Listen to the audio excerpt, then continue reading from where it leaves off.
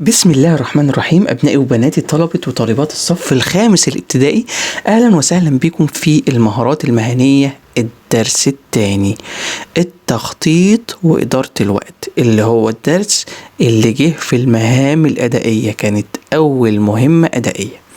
وبصراحة الدرس محطوط فيه ساعة جبارة اللي موجودة في اسكندرية. فيلا بينا نشوف الدرس. المحافظة على كل دقيقة من وقتك. هل سبق لك أن خططت لمقابلة صديق في مكان ما؟ وصلت إلى ذلك المكان في الوقت المحدد؟ يعني مثلا يا محمد قابلني الساعة مثلا 9 عند كذا. طيب، وصلت فعلا في الوقت الساعة 9 ولا قعدت تنتظر وقت طويل لغاية ما جه وما جاش في ميعاده؟ طب وأول ماذا حدث عند ظهوره بعد كل هذا الوقت؟ من المحتمل أن تأخره عليك بوظ لك اليوم بتاعك، وإن تأخر صديقك عليك لم يقتصر على ضياع وقت أطول كنتما ستقضيانه معا فحسب، بل ربما ضيع عليك أيضا فرصة فعل شيء آخر. يعني أنت مثلا كنت حاطط في دماغك هتقابل صاحبك وتلعبوا ماتش الساعة 9، جالك الساعة 11، وكنت عامل حسابك إن الساعة 11 مثلا هتروح البيت علشان هتعمل كذا، ضيع عليك الكلام ده. إيه الشعور اللي راودك أثناء انتظارك له؟ يعني وانت قاعد مستنيه من الساعة 9 للساعة 11، كنت غضبان؟ كنت خذلان؟ كنت حاسس ان هو ما بيحترمكش؟ ربما شعرت بكل ده في آن واحد. كل ده ليه؟ قد يكون لدى صديقك سبب او عذر هو اللي خلاه يتأخر. مثلا العربية اللي كانت هتجيبه ليك انت اتعطلت، ممكن اتأخر لان هو مش عارف يدير وقته وراحت عليه نومة. تمام؟ فإدراك قيمة الوقت وازاي تستفيد منه مهمة قوي في حياتنا، لان الوقت مورد مهم. لما تيجي ماما تقولك يلا بينا نحل الواجب دلوقتي، خايفة من ضياع الوقت وانت بقى عمال تلعب في شعرك وتلعب في عينيك، ويعني لا، الوقت اوعى تضيع الوقت، لان الوقت ده لو ما كسبتوش مش هتلحق تخلص كل الهومورك اللي عليك. يبقى لازم تنظم وقتك. طيب، هناك قول مأثور شهير مفاده ان الوقت كالسيف ان لم تقطعه قطعك. يعني لو ما استغلتش كل دقيقة في الوقت اللي قدامك دلوقتي هيعدي عليك ومش هتعرف تعمل حاجة، فانت اللي اتهزمت. وهذا يعني اننا اذ لم نستثمر الوقت بشكل كويس فالوقت هيذهب ومش هيرجع تاني. ازاي نحافظ على كل دقيقة من وقتنا؟ الخطوة الاولى هي معرفة ما عليك القيام به في وقت محدد. انا المفروض عندي ايه في له وقت محدد؟ انا المفروض مثلا باص المدرسة هيجي ياخدني الساعة 7 مثلا. ده الخطوة الأولى. يبقى ايه الحاجات اللي المطلوبة في وقت محدد من الحاجات اللي انا عايزها؟ ده في حاجات مش مطلوبة مني دلوقتي، بس دلوقتي الساعة دلوقتي 5، الساعة 7 جايلي الباص، دي اهم حاجة دلوقتي المفروض ابقى عارفها. طيب، تعمل قائمة بالمهام كلها اللي انت المفروض تعملها. ايه الواجبات المنزلية المفروض اعملها، ايه المهام المدرسية، ايه الاعمال المنزلية، ثم حدد المعلومات المتعلقة بالوقت. هل فيه وقت معين مطلوب مني اعمل فيه الحاجة دي ولا لا؟ خلاص؟ طيب، في حين ان هناك مهام يعني المفروض مثلا يعني المدرسة عايزين، خليني مثلا عملت قائمة ب20 طلب، عاوز ارتب سريري، عاوز ارتب شنطتي، عاوز اعمل الواجب بتاعي عشان بكرة المدرس هيشوفه، عاوز انام بدري عشان اصحى بكرة اركب الباص. اعمل ايه الاول؟ يبقى هعمل الحاجة اللي المدرس عايزها مني بكرة قبل ما انام، صح؟ وبعدين لما اصحى الصبح من النوم ارتب سريري، وبعدين يبقى انا برتب الاولويات حسب الوقت. هو ايه المطلوب مني الاول؟ هو مين اللي هيسألني الاول على الحاجة دي؟ تمام كده؟ يبقى اول خطوة انت هتعمل ايه، وهل ليها وقت محدد ولا لا. بعد كده رتب ما يجب عليك القيام به حسب الاولوية. مين المفروض يتعمل الاول؟ كيف يمكنك فعل ذلك؟ عن طريق وضع خطة تتضمن المواعيد النهائية الخاصة بكل مهمة مطلوب منك ان انت تنجزها. بناء على هذه الخطة ابدأ اولا بالمهمة اللي الساعة بتاعتها قربت.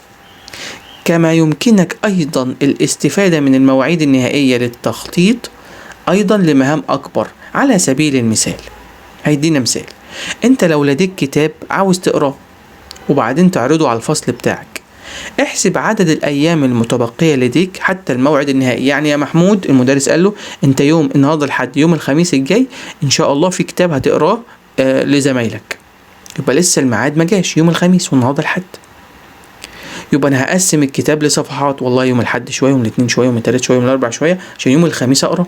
صح كده؟ يبقى أنا حددت هو عايز إيه، يوم إيه، بناء عليه قسمت إيه وقتي. طيب إذا كانت لديك مهام يومية أو أسبوعية عليك إنجازها، حطها في ورقة اسمها مفكرة، أو انشئ تذكير على الكمبيوتر بتاعك أو التليفون بتاعك عشان ما تنساش. أنا الساعة كذا المفروض أعمل كذا، يبقى كل شوية يجيلك تذكير، خلي بالك الميعاد قرب، خلي بالك الميعاد قرب، اسمها نوتيفيكيشن على التليفون. طيب الخطوة الثالثة في إدارة الوقت هي اتخاذ الإجراءات اللازمة والبدء في إنجاز المهمة المطلوبة منك. فإعداد القوائم والرسائل التذكيرية لا يمكنها وحدها أن تساعدك في إدارة وقتك. يعني مش لازم، يعني مش الورقة بس اللي انت كاتب فيها الحاجة أو التليفون اللي انت كاتب فيه المهام المطلوبة منك هتساعدك، لأن انت لازم تاخد إجراءات مهمة. إزاي يعني؟ يعني مثلا ما لم تنفذ مهامك بناء على ضع أهدافك قدامك، ما اوعى تتجاهل المواعيد النهائية. يعني بكرة عندي كتاب لازم اقراه، اوعى تتجاهل الميعاد ده، وعندما يحين وقت تنفيذك للمهمة انجزها بقى على اكمل وجه. ولا تنسى ان يتضمن تنظيمك للوقت اوقات تروح فيها عن نفسك. انا الساعة 9 ل9:30 هتفرج على CN كرتون مثلا، بشكل معتدل تمضيه الوقت برفقة أسرتك وأصدقائك، ده مهم جدا.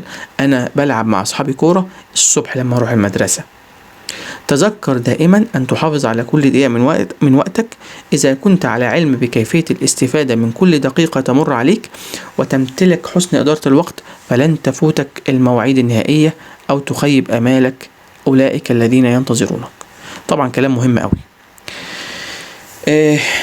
جاب لي هنا قصة حقيقية تتمثل إحدى الطرق لوقتك بشكل فعال إن أنت تعمل حاجة اسمها خطة عكسية. عشان إيه؟ عشان تنجز العمل بتاعك من غير ما تنسى ولا خطوة.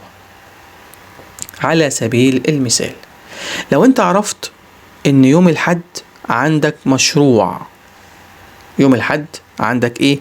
مشروع ملصق أو إعلان، وإن أنت المفروض تسلمه يوم الخميس، فأنت هتقدر تعمل مهام بس بشكل عكسي. تعمل إيه؟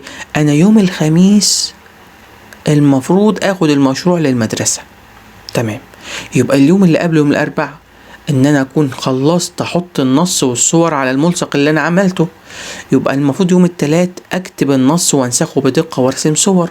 يبقى الاثنين اكتب مسودة او ملخص عن اللي انا هعمله. يوم الحد هبحث في الموضوع وادون الملاحظات. يبقى انا كده يوم الحد هبحث في الموضوع وادون الملاحظات. الاثنين هكتب المسودة او الملخص عن الموضوع ده واصمم ملصق اللي هو الفيس اللي هحط عليه الحاجة. يوم الثلاث هكتب بقى النص وانسخه بدقة. يوم الاربع هحط النص والصورة على الملصق اللي انا عامله. يوم الخميس هاخده المدرسة. تمام. فانا دايما يوم الخميس قدامي، لسه احنا في يوم الحد عشان ما انساش. طيب قال لي تدرب على وضع خطة عكسية عشان تروح مدرستك بدري. طبعا دي خدناها في المهمة الأدائية.